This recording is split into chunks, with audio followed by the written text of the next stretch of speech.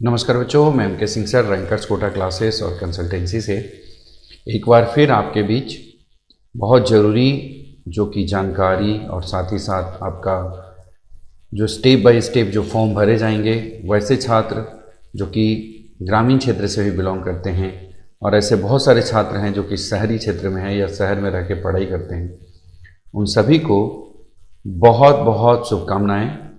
साथ ही साथ आप हमारे चैनल से जुड़े रहें और आपको एक एक नोटिफिकेशन, खास करके मैंने कल भी एक वीडियोज़ आपको डाला था कि फॉर्म आ चुके हैं, उसके कुछ नॉमिनल जो मिनिमम डिटेल्स मैंने डाला था, लेकिन आज जो है विशेष रूप से जो है आपसे स्टेप बाय स्टेप बात करेंगे कि फॉर्म कैसे भरा जाएगा।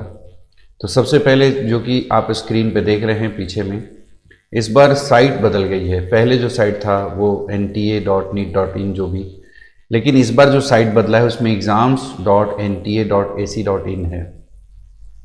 अब इसके पीछे क्या रीज़न है नहीं पता, लेकिन पिछला वाला साइट भी बहुत इजी था और बहुत सिंपल था। इसमें काफ़ी चीज़ें बदलाव हुए हैं, तो हो सकता है इसके कारण कुछ चीज़ों से बदला गया है। तो जैसा कि इसको आप देख रहे हैं आप गूगल में जाएंगे, गूगल में सर्च करेंगे exam.nta.ac.in, जिस पे आपको पूरी डिटेल्स मिलेंगी।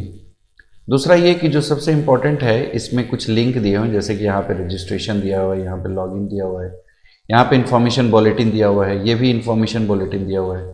तो आप जैसे यहाँ से रजिस्ट्रेशन में जाते हैं तो आपको रजिस्ट्रेशन का जो पोर्टल है वो देखिए, साइट जो है अपने आप क्लिक हो करके ये neet.nta.online.in, neet.nta.online.in, ये बहुत इंपॉर्टेंट है। इसमें वो सारी चीज़ें आपको दिखेंगी। इसमें instructions, procedure for online submission of application form, online आवेदन पत्र सबमिशन के निर्देश, इसमें हिंदी और इंग्लिश दोनों में है। आप चाहें तो उसको डाउनलोड कर सकते हैं। जैसे आप डाउनलोड करेंगे तो आपको एक पूरा डिटेल पेज आ जाएगा। ये पेज आपके लिए बहुत ज़रूरी है कि आपको एक एक चीज़ों को पढ़ना है। इसमें कुछ चीज़ें जो है बदलाव किया गया है और कुछ चीज़ें तो जैसा पुराना है सिस्टम के साथ। इसमें पूरे एक एक चीज़ों को आप पढ़िए। इसमें सारे लिस्ट ऑफ एब्रिविएशन दिया हुआ है, कहाँ पे किस पेज में ये दिए हुए हैं। ये सारी चीज़ें बहुत इंपॉर्टेंट है, लेकिन इसमें एक चीज़ बहुत इंपॉर्टेंट है, जैसा कि देखिए, ये जो मैंने कल भी वीडियोस में आपको बताया था कि लास्ट डेट है 9 मार्च। आज स्टार्ट कल से हुआ है, 9 फरवरी से स्टार्ट हुआ है। जनरल कैटेगरी के बच्चों का 1700 रुपये लग रहे हैं। जनरल EWS, OBC और NCL के बच्चों के लिए 1600 रुपये है। अगर SC ST और PWD और थर्ड जेंडर, उनके लिए 1000 रुपये है। बाकी ये सारी चीज़ें हैं। 5 मई को पेपर होगा। आपको जो रिजल्ट क्लियर, पेपर का जो पैटर्न है वो 200 क्वेश्चन, 200 मिनट है, 200 क्वेश्चंस रहेंगे। पार्ट वाइज बटा हुआ है सारी चीज़ें, A to Z section, 4 section होंगे, ये सारी चीज़ें हैं। समय जो होगा 2 बजे से लेके 5:20 शाम तक के, ये सारी चीज़ें हैं। आपको सेंटर जो है बाद में बताया जाएगा, जो कि एडमिट कार्ड में आपको। बाकी जो चीज़ें हैं आप अपडेट रखिएगा इस साइट को आप लोग। और ये बहुत सारे इन्फॉर्मेशन हैं, इंस्ट्रक्शंस हैं, वो सारी चीज़ें आपको अभी हम बताएंगे कि किस तरीके से क्या क्या चीज़ें इसमें अपलोड के लिए, क्या क्या चीज़ें बहुत ज़रूरी है, ये चीज़ें आपको समझना, क्या क्या चीज़ें अपलोड करना है। तो याद रखिएगा, upload scan candidate passport size photos, post card size photos लगेंगे, सिग्नेचर लगेगा, left hand and right hand thumb finger, thumb impression, ये सारी चीज़ें लगेंगी।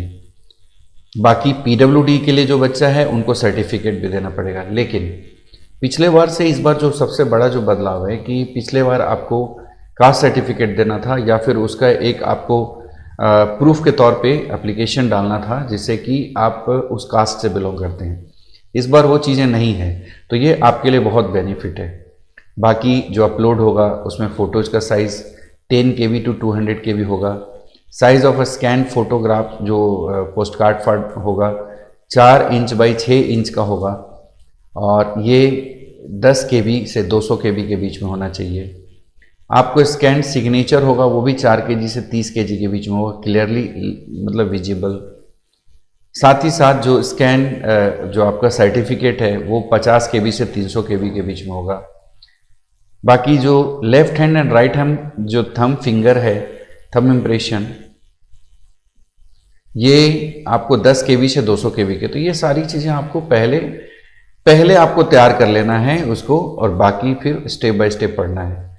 तो ये सारी चीज़ें हैं जो कि आपको मैं एक एक चीज़ें जो है लाइव में आपको दिखाने वाला हूँ कि कहाँ पे क्या क्या स्टेट है। बाकी बहुत सारी चीज़ें हैं इसमें दिया हुआ, काफ़ी लंबी लिस्ट है, लेकिन हमारा जो अभी फोकस है कि हम आपको बता पाएँ कि क्या क्या ज़रूरी है। तो जैसा कि आप इसको पढ़ लीजिए, इसमें सारी चीज़ें दी हुई है। स्कैन्ड फोटो होना चाहिए, सारी चीज़ें। उसके बाद जो बेसिक चीज़ें हैं फीस पेमेंट को लेकर के, आप ऑनलाइन पोर्टल चलाते हैं आप, या फिर जो आप जो है एटीएम कार्ड के थ्रू भी पेमेंट किया जा सकता है, या फिर नेट बैंकिंग के थ्रू भी किया जा सकता है, या फिर पेटीएम या फिर गूगल पे, ये सारी चीज़ें आपको पहले से व्यवस्था करना है। बाकी इसमें जो मेन चीज़ें हैं जो आप समझ सकते हैं, इसमें जो सबसे इम्पोर्टेंट दिया है फीस के बारे में, फीस 1700 है। ये जो पेज है इसको बहुत अच्छे से पढ़ना है आपको। मैं तो सलाह ये दूंगा कि जो भी छात्र हैं, चाहें तो कहीं चॉइस सेंटर अगर है शहर क्षेत्र में है तो चॉइस सेंटर से भर लें, क्योंकि जो है वो बहुत ईजिली उनको प्रैक्टिस होता है उसके आधार पे। लेकिन अगर नहीं है तो आप चाहें तो खुद से ही भर सकते हैं। हम जो निर्देश दे रहे हैं उस निर्देश के आधार पे आप बहुत अच्छे से भर सकते हैं। तो ये 1700 है जनरल कैटेगरी EWS के लिए, जो जैसा चर्चा कर चुका हूँ। इसमें ऑनलाइन प्रक्रिया में रजिस्ट्रेशन फॉर्म भरने के लिए ये पूरा इंस्ट्रक्शंस दिया हुआ है कि आपको पासवर्ड को कैसे क्रिएट करना है, पासवर्ड में क्या क्या चीज़ें होंगी अभी मैं डिस्कस करूँगा। एक कैपिटल लेटर देंगे, बाकी फिर एक @ या हैश दे सकते हैं, फिर न्यूमेरिकल लेटर देंगे, वो सारी चीज़ें हैं। एप्लीकेशन फॉर्म भरेंगे तो इसमें उम्मीदवार का विवरण होगा पूरा, जिसमें कि आपको एड्रेस होगा, पेपर के लिए आप आवेदन किस लैंग्वेज में देंगे, या फिर शैक्षणिक विवरण आपको प्रदान करना है, सारी चीज़ें आपको भरना है। आपका डिटेल्स है वो सारी चीज़ें भरेंगे। फ़ोटो जो है लेटेस्ट होना चाहिए, जिसमें कि 80% विदाउट मास्क होना चाहिए, ये सारी चीज़ें हैं। आप जो फ़ोटोज़ होगा वो कलर्ड हो सकता है, या फिर यहाँ लिखा हुआ है काले या सफ़ेद में होनी चाहिए, ये दोनों चलेगा। स्कैन फोटोग्राफ, सिग्नेचर JPG, ये जो भी होना चाहिए। फोटोग्राफ्स एंड सिग्नेचर का जो है JPG होना चाहिए, ये दिया हुआ है। स्कैन का साइज़ भी दिया हुआ है, ये सारी चीज़ें हैं। अब इसके बाद जो है बेसिक चीज़ें हैं जो इंपॉर्टेंट इंस्ट्रक्शंस दिए हुए हैं। पासवर्ड आपको during the form filling required to the parts security questions आएंगे आपके, वो सारी चीज़ें मैं आपको डिस्कस करूँगा। पासवर्ड के लिए जो है 8 to 13 कैरेक्टर्स होना चाहिए, और इसमें 1 अपर केस लेटर होगा, 1 लोअर केस लेटर होगा मिनिमम, और मिनिमम 1 अपर केस होना चाहिए, लोअर केस होना चाहिए, बाकी न्यूमेरिकल होना चाहिए, और एक जो है 1 स्पेशल कैरेक्टर जिसमें कि हैश, @ एंड या स्टार कुछ भी हो सकता है। How to reset the password, आप पासवर्ड आप OTP के थ्रू कर सकते हैं। सिक्योरिटी क्वेश्चंस है उसके आधार पे आप पासवर्ड को रीसेट कर सकते हैं, या फिर मोबाइल में जो वेरिफिकेशन आएगा उसके आधार पे पासवर्ड को रीसेट कर सकते हैं, या फिर आप ईमेल के द्वारा भी रीसेट कर सकते हैं। इसमें जैसे ही आप आएंगे लास्ट में क्लिक करेंगे और इसको प्रोसीड करेंगे।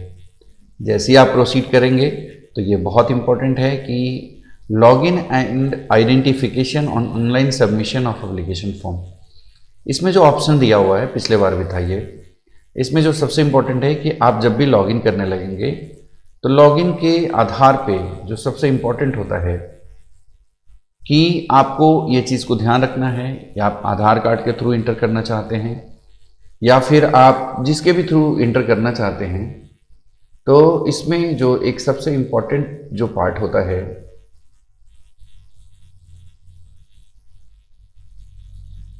ये जो आप इंटर करेंगे एक आधार कार्ड के आधार पे और डिजी लॉकर अकाउंट के नंबर के आधार पे, बाकी आपको एकेडमिक बैंक क्रेडिट कार्ड जो है मिला है उसके आधार पे, या फिर एकेडमिक बैंक क्रेडिट कार्ड जो है उसके लॉगिन के आधार पे आप आईडी प्रूफ क्रिएट कर सकते हैं।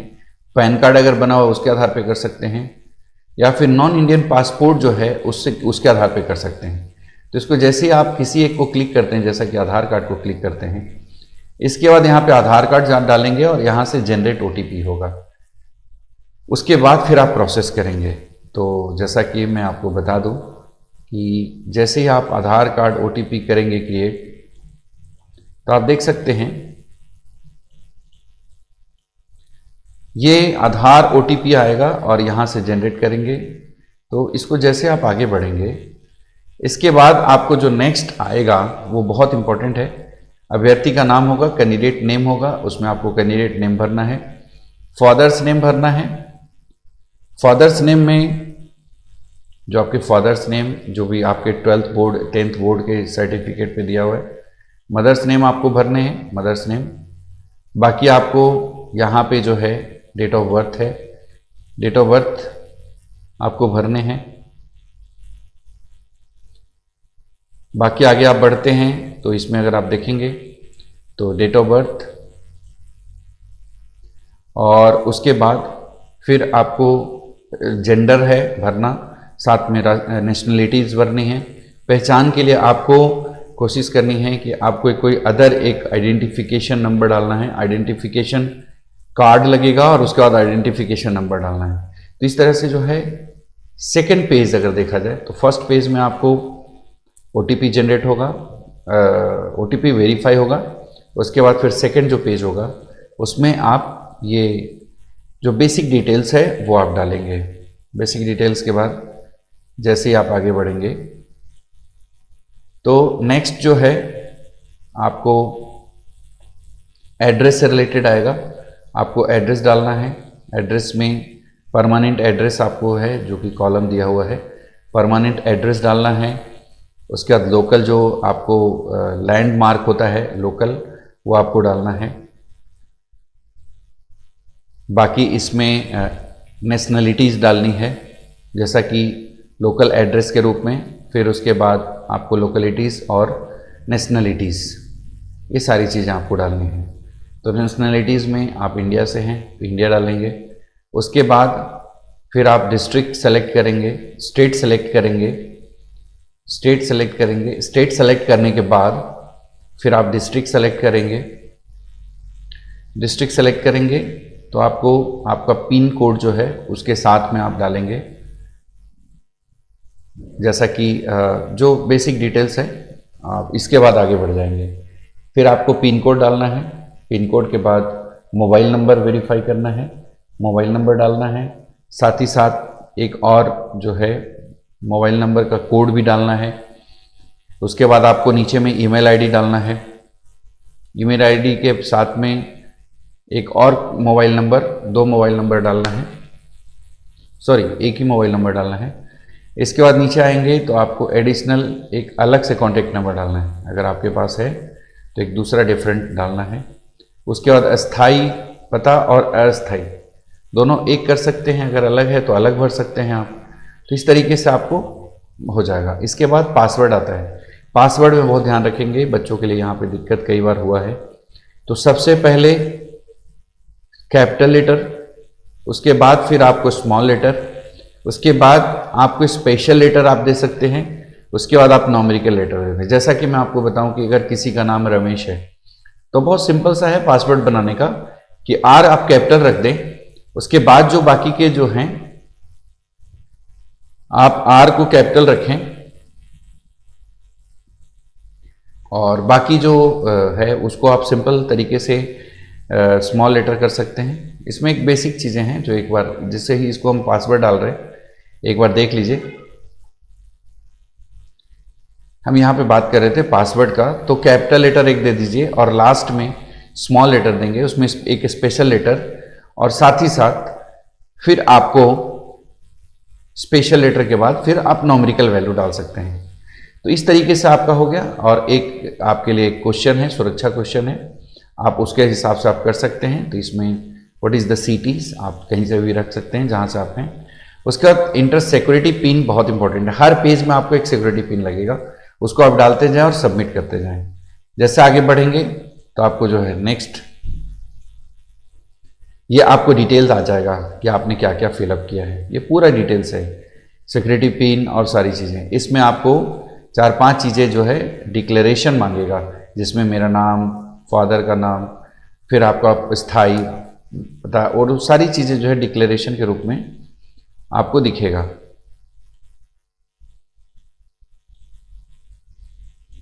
तो इस तरीके से आप इसको जो है जन्म तिथि, जेंडर, स्थायी पता, मोबाइल नंबर क्या आपने सही भरा है। इसके बाद फिर आप आगे जाएंगे और आप इसको जैसे ही एग्री करेंगे ओके हो जाएगा। ओके होने के बाद फिर आपको OTP रजिस्टर करना है। आपको जो है ये चेक हो गया है। उसके बाद फिर आगे बढ़ेंगे तो इसमें ईमेल आईडी, इतना होने के बाद ईमेल आईडी वेरीफाई होगा। तो ईमेल आईडी जैसे ही वेरीफाई होगा आप ईमेल आईडी में चेक करिएगा ये फॉर्म भरने के बाद, तो उसमें से नंबर आपको OTP ईमेल आईडी डालना पड़ेगा। अब यहाँ से फिर से आपको नया जो है फिर से लॉगिन करना है। ये बहुत इंपॉर्टेंट है। बच्चे सोच रहे होंगे कि फॉर्म भर लिया गया, ऐसा नहीं है। ये बहुत इंपॉर्टेंट स्टेप है। इसके बाद फिर से आपको लॉगिन करना है, जिसमें कि आपके मोबाइल नंबर में आपका रजिस्ट्रेशन एप्लीकेशन नंबर आ जाएगा और पासवर्ड आपको तो पता ही है, और पासवर्ड भी साथ में आपको आ जाएगा। इसमें जैसे ही आप डालेंगे तो आगे आपको फिर से लॉगिन करना पड़ेगा। ये रजिस्ट्रेशन नंबर हो गया। रजिस्ट्रेशन नंबर के बाद फिर से पासवर्ड और सिक्योरिटी पिन डालेंगे तो आपको नेक्स्ट पेज आएगा। नेक्स्ट पेज के बाद ये पेज आएगा आपको बाकी फॉर्म भरने के बाद। इसमें सारी चीज़ दिख रही हैं। रजिस्ट्रेशन कंप्लीट हो चुका है, लेकिन एप्लीकेशन फॉर्म बचा हुआ है। तो एप्लीकेशन फॉर्म में जाएंगे तो ये सारी चीज़ें जो दिख रही हैं आपको, ये सारी चीज़ें आपको फिर से भरना है। तो इसमें पहला जो स्टेप होगा उसको आप देख सकते हैं।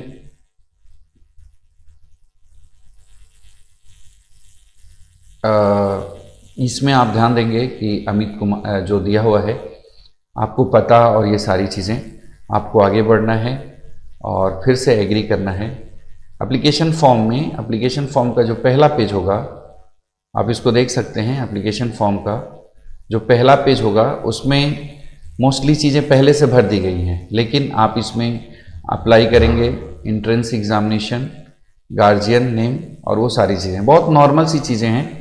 आप इसको भर के वो आगे बढ़ जाएंगे। तो ये रजिस्ट्रेशन है, एप्लीकेशन नंबर, एप्लीकेशन फॉर्म में जो डिटेल्स आपको लगेंगे वो क्या क्या लगेंगे। तो आप 10th का डिटेल आप डालेंगे, 10th उत्तीर्ण हैं। इसमें ईस्वी कब आपने पास हुआ है वो डालना है। क्वालिफाइंग 10th का इक्विवेलेंट आपको ये डालना है। आप आगे बढ़ते जाएंगे। इसमें सारी चीज़ें 10th इक्विवेलेंट, आपको किस एरिया से हैं, अर्बन एरिया से हैं कि जो है आप कहाँ से बिलोंग करते हैं, ये सारी चीज़ें हैं। इसके बाद फिर नीचे आपको स्कूल नेम आएगा, डिस्ट्रिक्ट आएगा, ये सारी चीज़ें, स्कूल बोर्ड का क्या है, किस बोर्ड से पास हुए हैं, वो सारी चीज़ें आपको जो आएगा। तो जैसे कोई CBSE है, CBSE, स्टेट बोर्ड है, स्टेट बोर्ड, इसमें आपको स्कूल का नाम लिखना है, फिर पिन नंबर डालना है, उसके बाद फिर रोल नंबर डालना है। रोल नंबर के साथ में फिर आपको जो मार्क्स आए हैं वो डालना है। इसमें कहीं भी दिक्कत होगी हमारा नंबर है डिस्क्रिप्शन बॉक्स में और वो कॉल करेंगे। इसी तरह से 11th का भी डिटेल डालना है। 11th पास हुए हैं उसमें रोल नंबर डाल देंगे 10th क्लास का। साथ ही साथ 11th का आपको जो उत्तीर्ण हुए हैं 11th उसका डालना है, पास हैं। एग्ज़ामिनेशन का पैटर्न डालना है आपको। स्कूलिंग जो है स्कूल का स्थान डालना है आपको। वो सारी चीज़ें हैं। तो इस तरीके से बहुत सारी चीज़ें हैं जो कि लाइव है और आप देख सकते हैं। इसमें स्कूल नेम और वो सारी चीज़ें आप भरेंगे। 11th क्लास का भी सेम है, आपके लिए स्कूल है और क्या आपको मार्क्स क्या है वो सारी चीज़ें डालना है। 10th पास हैं, 12th 11th पास हैं, उसके बाद फिर 12th का आएगा। आपको 12th का जो स्कोर आएगा 12th का भी पूरा डिटेल आएगा। इसको बड़ी सावधानी से भरना है, आराम से भरना है, एक एक डिटेल्स जो सेम है उसके बाद सेव करके आगे बढ़ जाना है। इसका जैसे आप आगे बढ़ेंगे तो आपको नेक्स्ट जो आएगा एप्लीकेशन फॉर्म का पूरा डिटेल्स आ जाएगा आपके पास। जब आप पूरा डिटेल डालेंगे तो इसमें पूरे डिटेल्स होंगे, उसको एक बार अच्छे से रीड करना है लास्ट में, क्योंकि ये सबमिट करना होगा। तो इसको जैसे ही सबमिट करेंगे उसके बाद फिर आपको आपके जो क्वालिफिकेशन वो सारी चीज़ों का फॉर्म आ जाएगा। इसको जैसे ही सबमिट करेंगे तो फिर आगे एक नेक्स्ट पेज आएगा जिसमें कि आपको अपलोड करने का आएगा। इस तरीके से जैसे आप अपलोड करेंगे तो नेक्स्ट जो आपका आएगा, इसके बाद फिर से वो वेरीफाई करेगा सारी चीज़ें और ओके करेगा, फिर से नेक्स्ट पेज आ जाएगा। इसमें एप्लीकेशन नंबर और जो फीस डिटेल्स हैं वो आ जाएंगे।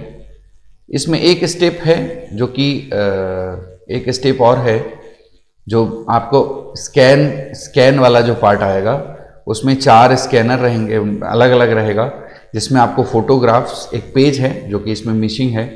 आपको बता दूं मैं, ध्यान से सुनेंगे, ये चीज़ें हैं। इसमें एक पेज होगा जो कि स्कैन करने, अपलोड करने का है। तो आप फोटोज़ और जो आपका जो पासपोर्ट साइज़ फ़ोटोज़ है और साथ ही साथ पोस्ट कार्ड साइज़ फ़ोटोज़ हैं, आपका सिग्नेचर और आपका स्कैन जो किया हुआ है, उसको आप चाहें तो अपलोड करेंगे, अपलोड करके सबमिट करेंगे। उसके बाद फिर पेमेंट का मोड आएगा, इसमें मिसिंग है वो। और उसके बाद फिर आप अपना पेमेंट करेंगे। ये जो पेमेंट का मोड दिया हुआ है, इसमें आप जैसे ही पेमेंट में जाएंगे तो ये जो है, ये पेमेंट के लिए आपको डिटेल्स आ जाएगा, एप्लीकेशन नंबर और पेमेंट करना है। पे करेंगे यहाँ से। पे करने के बाद आपको आएगा SBI बैंकिंग। आप ध्यान से देख सकते हैं, इसमें SBI बैंकिंग है और अदर बैंकिंग, नेट बैंकिंग है, अदर बैंकिंग डेबिट कार्ड है, क्रेडिट कार्ड है, state bank of debit card है, ये सभी चीज़ें हैं। तो इससे आप पेमेंट करेंगे, उसके बाद आपको सक्सेसफुली दिखाएगा।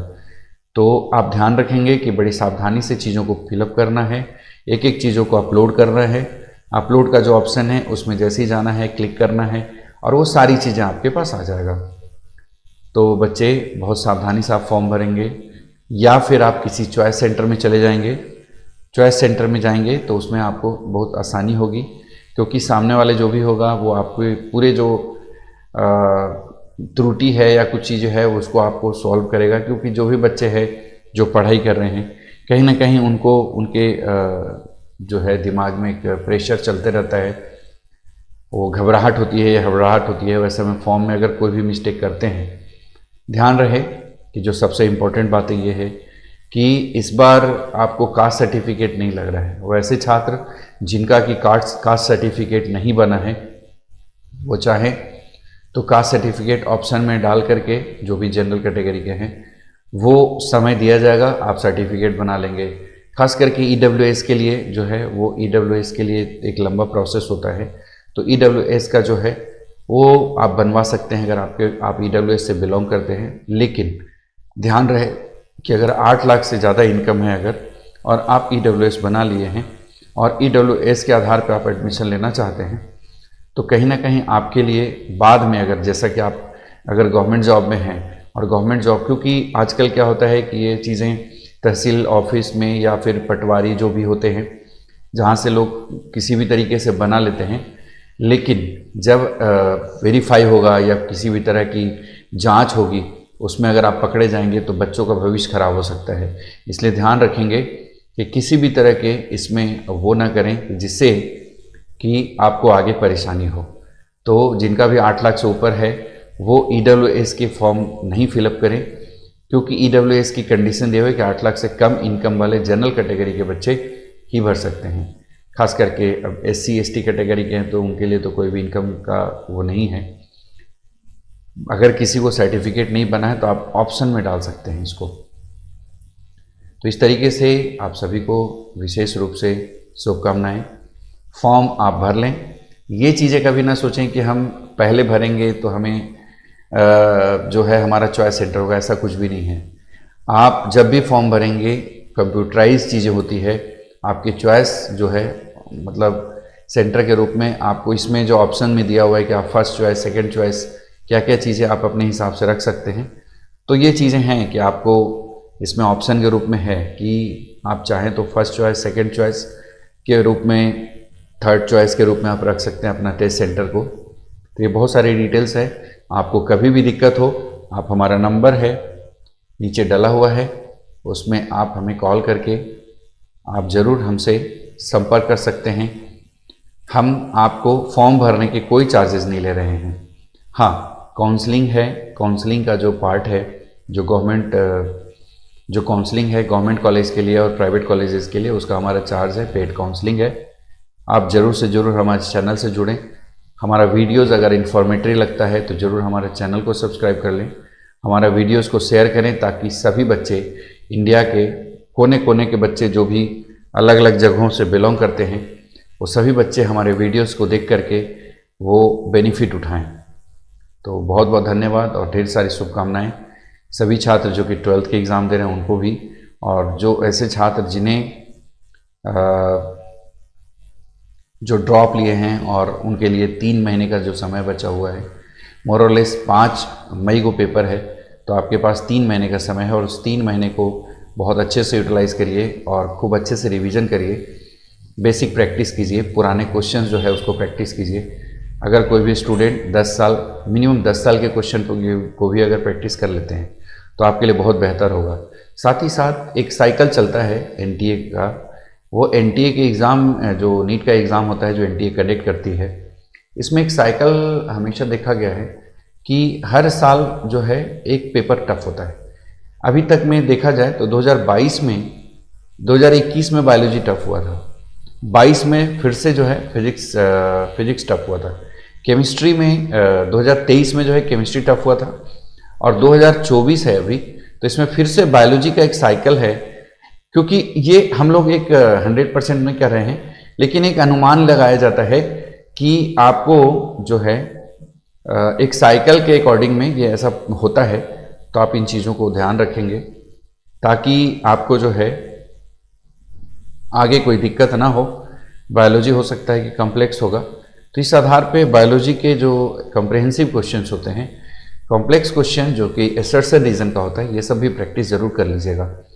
जैसा कि पहले एम्स, अगर कोई बच्चा जानना चाहेगा कि ये क्या है, तो बेसिकली अगर आप एम्स के क्वेश्चंस जो पहले हुआ करते थे, जब AIPMT का एग्ज़ाम हुआ करता था, उस समय AIPMT का एग्ज़ाम अलग होते थे और एम्स के एग्ज़ाम, जिपमर का एग्ज़ाम, BHU का एग्ज़ाम सब अलग हुआ करते थे। तो अगर पुराने कहीं बुक स्टॉल में आपको एम्स के क्वेश्चन बुक बैंक मिल जाए, जो पहले एम्स के एग्ज़ाम में हुआ करते थे, तो उसमें जो बायोलॉजी के क्वेश्चन होते थे वो असर्शन रीजन वाले होते थे, हर एक के, फिजिक्स केमिस्ट्री के भी होते थे, लेकिन जो बायो है वो इस बार टफ होने की उम्मीद है।